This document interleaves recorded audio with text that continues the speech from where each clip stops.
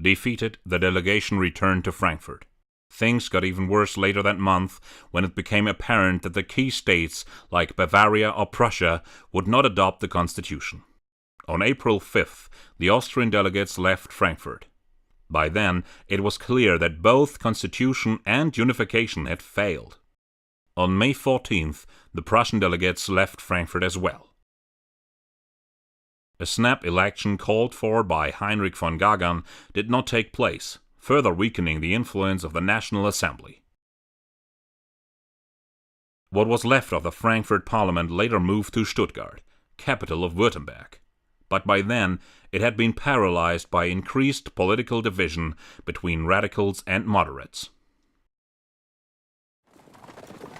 On June 18th, the parliament was forcibly dissolved by the government of Württemberg. Let flutter whatever can flutter, banners flutter and flags. We want today, every man, to urge ourselves to heroic death. Up, fly high, victory banner, before the bold ranks. We conquer or die here, the sweet death of free men. Starting in May, radical Democrats made a last-ditch effort to enforce the constitution at least in parts of Germany, leading to the May uprisings of 1849. In Saxony, revolutionaries proclaimed a Saxon Republic, but were utterly crushed by invading Prussian troops. In Baden, the garrison in the city of Rastatt mutinied on May 11th. 2 days later, Grand Duke Leopold fled the country.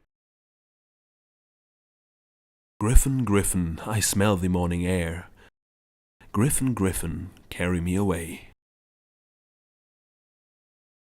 On June 1st, the liberal politician Lorenz Brentano proclaimed the Republic of Baden. But once again, the revolutionary efforts were hamstrung by internal division.